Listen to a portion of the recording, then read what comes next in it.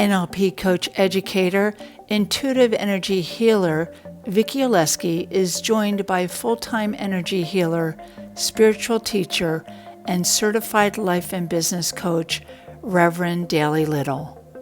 In today's Live Into 5D podcast episode, Dailey talks with us about the many facets of self-care, the journey as an experiential, loving disruptor, which she calls slow heal, and how by the act of aligning to one's soul fire, re-educates the body-mind, directing oneself towards pleasure transformation and ending cycles of false comfort traps. We may just call this time in history the Great Sacred Reset. Live Into 5D weekly episodes are akin to personal agency microdosing, perking insights that lead to breakthrough action. Thank you for joining us, and thanks to our guests. Now, let's get to our conversation with Reverend Dailey Little.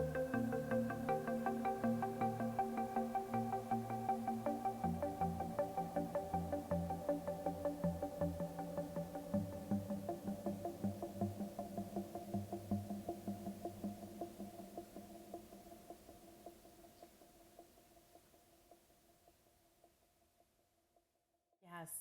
And winds can come out of left field. You might feel like you're so far away from what you're creating, and then it's just there because the energy's so aligned. Right? That is so perfect. Like I watched it 3 times. First I was like, wow. And the second time I was like, no way. And by the third time, I just watched the focused, concentrated, complete capsule that horse was trailing on. That enthusiasm and courage, Yes. Wow, that was so huge. And it can happen with all of us. I think that's how it has to happen in this day and age. There's so many things going on, right? I mean, in May, the whole piece around Roe versus Wade, which there will be a ruling on that soon, in another few weeks, just right there. But it's so easy to look at these massive shifts going and think, oh my gosh, like the world is becoming something I don't want it to become, or it's morphing in these ways so fast.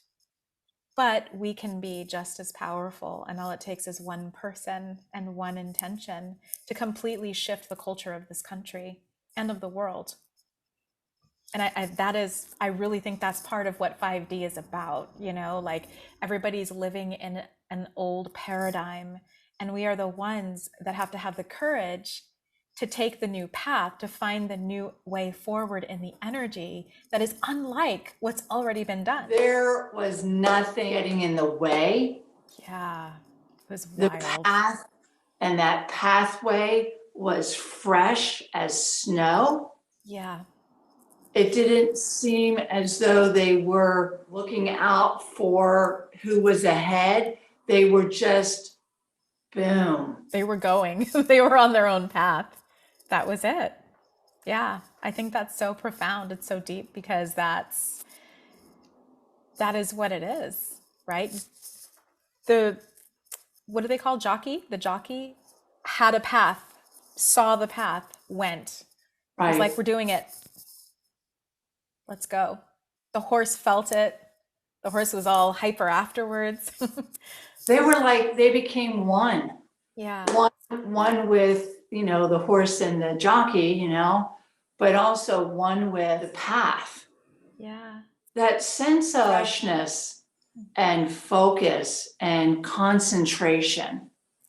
How we need to really, I think part of the work I do with myself first, with my clients and students, is really bring that to the forefront of how important that can be for one's life. Yeah. And how sometimes we get off course with other things that need our attention. Whoa, I had to calm myself down off of a couple clips. Yeah. Because Roe versus Wade isn't just women's wombs. I mean, it covered so many other rights, essential rights. So yeah. It's not how do we, it's that we do. Yeah. So it's not how anymore. It's that we are doing and being the new way. Yeah. Just concentrated, focused energy and it's not like get out of my way. That's not what we're talking about. We really are talking about, taking up room that is ours. Mm-hmm. Mm-hmm. And I think mothering is about, showing our children and our foster children and our godchildren how to take up their own room. We wanted to talk about self-care today. It does include mani and pedis and massages, deep diving into the TV set sometimes. But on a deeper level, that self-care is a critical part of how we move through 5D and embody ourselves in that. Like when you think of that Kentucky Derby jockey and the horse and how they just beelined from the back and found their path and went for the win, in that moment, it didn't even feel like it was about this one race. It was just the heart of the horse and the rider and all that encompassed for them, their lives bursting forth and saying, this is where we belong and this is where we're going. And we're in this moment. And I think that level of oneness and presence is so essential for how we live and how we're going to create the healthy changes for our planet and all of that. And that happens, like, how do we get ourselves to that place? People try to push towards that. If I just do this, if I just do that, then I'll be the person. Mm-hmm. But that's just us trying to catch up with some construct of time. And I think self-care is actually the reset switch that helps us to fall back into alignment with our soul, soulFire and our being. So, the self-care isn't like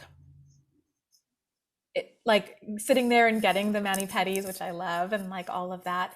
It isn't just a mani-pedi. It's actually this sacred reset of our being when we give ourselves permission to stop the running and the forcing and the pushing and the overdoing or the reactionary nature of who we are. And I think like there's just so many pieces that can come into self-care. It's so overplayed. Like people talk about self-care all the time, but I think it's easy to forget that self-care is actually this huge transformational thing we can do for ourselves that will get us where we want to be. You were discussing with me earlier that you're going to be taking a sabbatical from teaching Reiki? Yeah. Yeah. And I mean, well, first, Vicchi, I just have to give you such props for listening to that voice inside that said to take the sabbatical, right? Because I think we hear that a lot. Like people hear it inside, but they don't feel liberated to trust it, to just go there and figure out how to make it happen, right? Like survival can kick in. We may think we have to work in order to cover things, or we think we're going to be missed and that everything's going to fall apart if we disappear. But trusting that voice is huge. So yeah, I think myself, I had this hit a few weeks ago that I just felt very clear that it's time to take a sabbatical from teaching Reiki Master. So I'll still be teaching levels 1 and 2, but over the past 3 years, there's been so much inner growth within me. I've taken classes, I've explored things, explored parts of the world, relationships, and it's been bubbling and bubbling and bubbling and bubbling. And I think it's just this natural seasonal thing that we go through times where we need to stop and fully integrate. Well, integrate as fully as we can. And I realized I just couldn't do that and still stay on the same track. So for me, taking a sabbatical, taking a break next year from Reiki for a year is actually like stopping the old vibration. It's a stop check. It's a way of creating closure and grounding. It's a necessary destruction so that something fresh can be recreated that's much more aligned with who I am and with what's happening in the world. Couple questions. Do you follow any of your astrological rhythms? I am such a novice with astrology. I'm just super enthusiastic about understanding that we are between an antenna of the electromagnetic, so that there's like a frequency that moves through us constantly. And through this month of May, we're having Jupiter move into the first sign of Aries, and that is ending and beginning a new 12-year cycle. Yeah. So you were just talking about closure and how there's always an opening and a beginning with that. Yeah. Do you follow any of those patterns for yourself? I think of that as part of my self-care too. You know, as an intuitive, as someone who has just kind of always had a pathway of sensing energy and sensing things before they were going to happen. And it's like in my mind, I just see light and I see patterns. So that's how I know what's coming for this season. I don't always use astrology for that because it just comes through. So what more often happens is I check in and then I go to astrology to see if it lines up. And then understanding astrology as I do, sometimes the myths, the stories, the understanding of the stars and their relationship, it really helps to plug in gaps where my inner vision did not show me pieces, but then now I have a fuller picture, right? So as a priestess of ancient Egypt, of Isis, the goddess Isis, there's this saying that I learned in my teachings a while back, this understanding that before you can even start to do ritual, before you can start to set these intentions for time, like first you have to understand where you're at and what's happening, right? And that's what astrology brings. So ceremonial priests and priestesses always began with the stars so that they could understand their orientation in time and space on this planet before creating huge energetic magic. Right. So yeah, like that to me is it's self-care for us to actually learn about our birth charts and understand what our tendencies and propensities may be, and to learn how to work with who we are to open in love and to open. Where am I under the stars? What time is this? And how do you apply the medicine, the right energy, the right solutions if you don't understand what's happening, right? So I think it's really essential. And when people are really lost, I work with a lot of clients who are just like, I know my life can be more, but I don't know how. Like, I don't understand what I need to do. And so much of that work of the first month is always just, well, let's orient and actually help you see where you're at so that you can decide what next step you want to create and where you might want to go. I would recommend, well, now I've got two recommendations. It just depends on who people are. So if you're a really mental, heady person, you like to be in your head, you want to sit down with a piece of paper and a pen, then the very first step that I suggest is actually creating a list of 5 things that help you to feel really nourished. And I love this list. When I do it, I like to actually fold the paper in half. And on the left side, I put false comfort traps.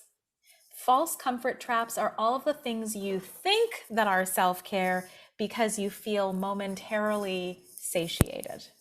That might be like eating a pint of ice cream and sitting on the couch with your zipper down. You know, it's a false comfort trap. You'll feel good for like 15 minutes until you're like, oh, why did I do that? And then you feel sick and nasty, right? Because it's too much for your body, you know? So I fold the paper, the left side, just write down all of your false comfort traps, the things you tend to naturally go towards when you're in crisis, when you're stressed out. Maybe you tend to speak to certain people that are not the best people to actually speak to when you're stressed, but that you always go there, right? And then on the right side of the paper, you put real comfort. And those are the things that you notice tend to ground you back into who you are. Things that help you remember your power.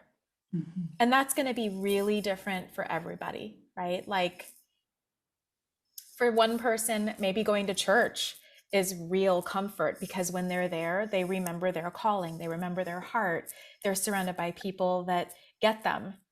But for someone else, going to church might be a false comfort trap because when they go to church, they forget who they are and they, you know, maybe they get caught up in dogma and it triggers them.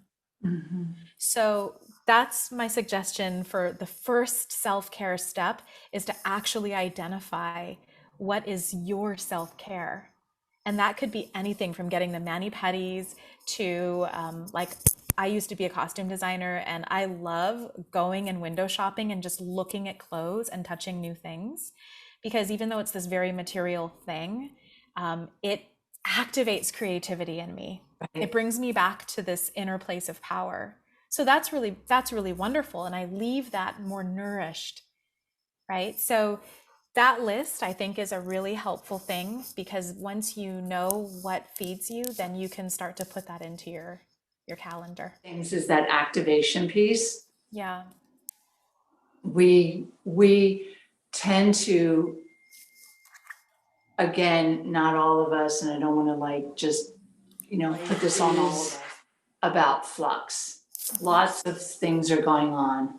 We can get into a loop that takes us way far away from who we are. Our innermost empowering moments can get tripped off. It's like a switch. Yeah. It's like a switch. Yep. And the thing that you're talking about with this 5-5 is to really look at consciously some behaviors that someone would do, not how did they get there. Right. You know, it's like, oh, I tend to do this and I tend to think that it's a self-care, or I tend to think that this is comforting me. Right. You know, then but it's not. It's not. And then we have to go into shame and guilt. I'm a bad person. Yeah. All the bad stuff. You know, forgiveness and all this, you know, and, you know, we're making light, and sometimes we can spend 2 hours, 2 weeks, 2 years, 20 years in these loops. Yeah, absolutely. You know, self-care is about, I think, circumventing, you know, and to make this other side, this other list of, oh, this is other options, choices. So much of our movement in life is motivated by emotions, you know, and I know that I'm speaking to a beautiful colleague of mine that we've known each other for quite a while, to know that we are just now hitting the ground in the mainstream to bring the education that's necessary around the emotional, mental bodies and realms that really can trigger us, and we can stay there for a long time, and we do not need to. No, we don't need to. And yet I think people don't always realize that, you know, and that's why, like, starting a simple list of false comfort traps and real comfort traps allows you to start to shift out of that old paradigm of doing and thinking, And then a list of real comfort becomes actually a lifestyle of making choices that are actually really nourishing. Right. And like, can I tell you one of the best things that I ever did for my self-care? Like, truly.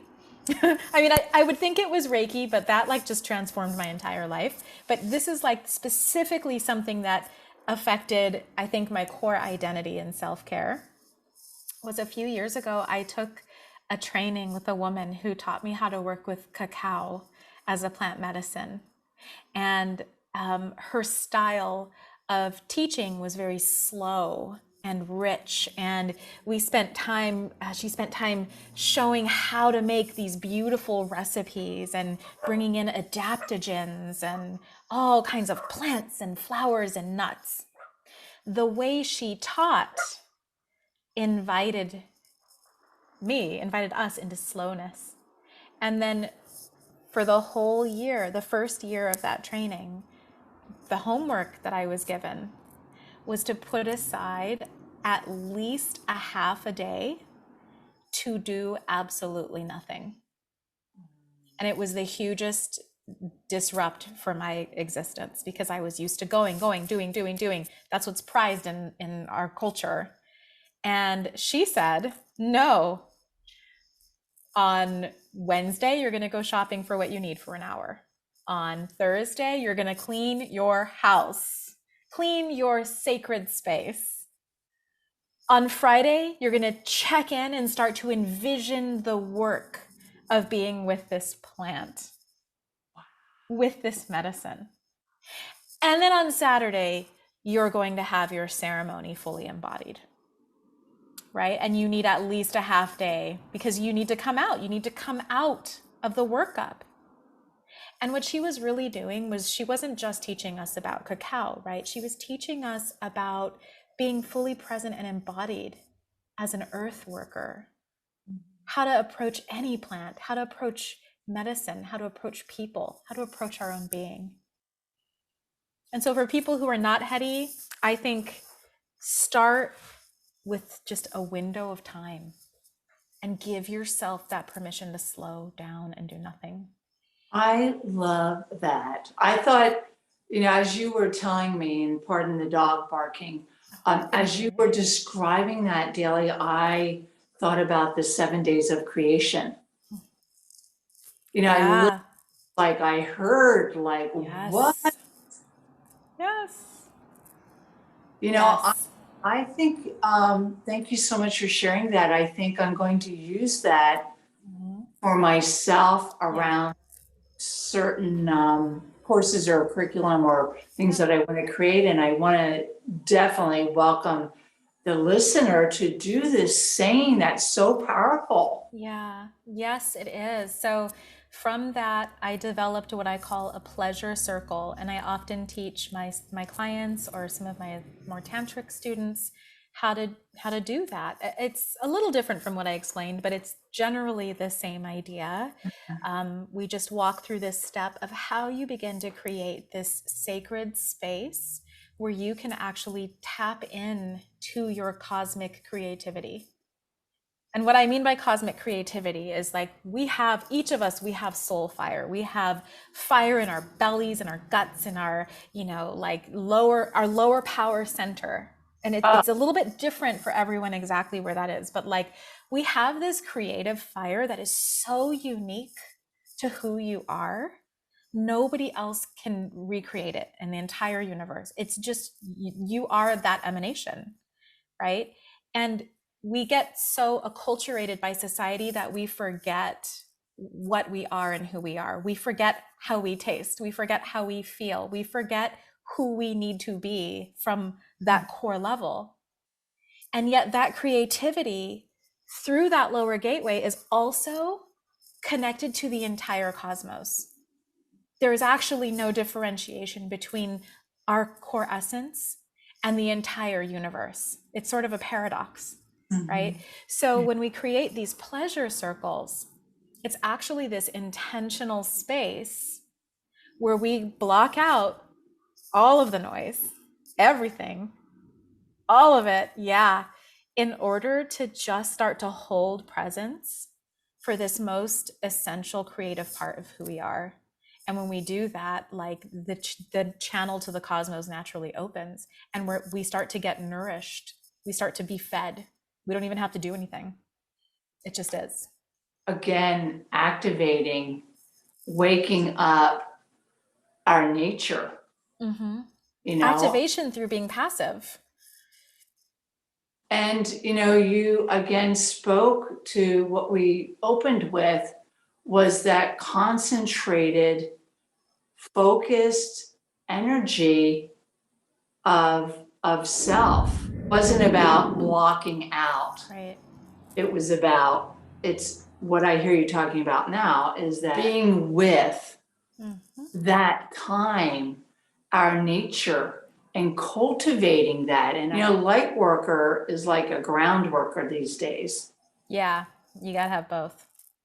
That one doesn't exist without the, not healthy if you don't have both. You know, it's not about up there. Right. It's about embodying. It's about calling up that energy from the lower first, second, third earth chakra. That's dense. It's everything.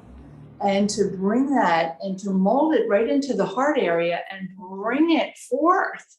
Yeah. It's light and dark. It is. I loved how Gail talked about being a ground worker. I was like, wow, that's so great. I love that. Yeah.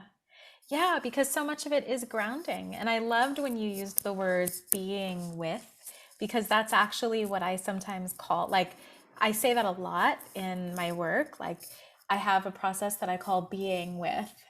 And it's just the simple exercise that I often do with coaching clients where we simply slow down and we just stay with a feeling and we tend it and we notice it, we dive into it and we let it move at its own pace.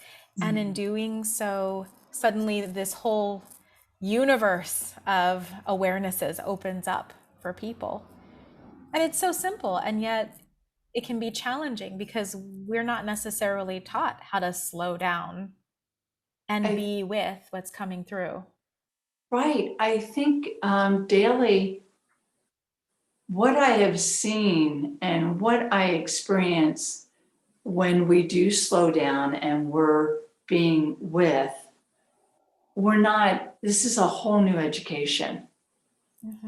A whole new education. I think that energy can build, and that moment is about re-educating the entire system. Yeah. To realize that it's not anxiety. Right. It's energy. Yes. Be with it and to listen, allow it. We can respond, re-educating the system, the body, the mind, body connection, right? Yeah, like re-educating your body into pleasure, re-educating your body into what it feels like to not just be in a reactionary space, worrying about that thing you emailed the boss, worrying about the conversation you had with your partner or didn't have with your partner. There's all of this kind of reactionary energy that can start to kick up in day-to-day life. And like, we're creating this reality together. We're co-creating it. We're like all coming into the same rhythmic kind of vibration on this planet, like a clock ticking, like a grandfather clock. And so sometimes it, like, the time gets ahead of itself or gets behind itself, or it starts skipping, and the clock just needs to be rewound. And I think the self-care is, again, stepping out of that so that it can, the true vibration can be found again. And that means coming into this space like a baby all over again, where you're not just reacting, your eyes are open, you're witnessing, you're curious, you see things fresh and new, and you're inspired. Timing is everything. I mean, we say like it's a cliche, you know? Yeah. But as a healer and an energy intuitive and energy healing and the whole gamut, we absolutely know everything can be present. Yeah. And if the timing is off, it doesn't sink in, it doesn't align. And again, I think that that's a part of knowing that that needs to happen, knowing, Yes. but then also allowing education to take place, which is really about, sitting back, having that be the lesson plan. Yeah. Yep. I think people avoid it, like on a practical level, and we don't have to, like, for example, I've seen so many times and experienced in my life where you meet someone amazing and you go, oh, wow, they're just so great. But gosh, I wish I'd met them 5 years from now. Or man, I wish I'd met them 2 years ago when I was in XYZ space. But it's like the timing came as it came. Like this is where the vibration landed it, right? And I used to be somebody who would think, oh, I feel such regret, or maybe I can force it to work. They're not ready, or I'm not ready, but maybe I can just. And then one day it hit me like, oh, we don't need to do any of that forcing. Like the rhythm is just the rhythm, and this is where it is. And if my manifestations are causing such that it's not lining up, then I can create the shift by having a sabbatical, by taking time for self-care. Because when I step out of the time stream, I get to choose who I come back in as and when I come back in. And so I think a lot of times people go through breakups, relationship breakups, and they want to just jump right back in and find someone and get into something else so they don't have to feel the pain of loss or of transition or change, or they don't have to integrate what's happened. And yet that self-care time, that window of stepping out of the time stream to go get nails done, take hot baths, sit and read books that don't have anything to do with necessity, all of that, it gives time for that subconscious energy to start to work and clear, for the body pathways to move energy out, for the vibrational imprints that occurred when you were with that other person, for that energy to start to break up and compost and then move out or transform. And when we don't give ourselves that self-care time, we're actually like not going to create it's hard to create something new. Mm-hmm. Right? Like we don't allow ourselves the space to actually integrate and grow. So yeah, I think it's. Yeah, beautifully so much. Thank you. So nice to see you today.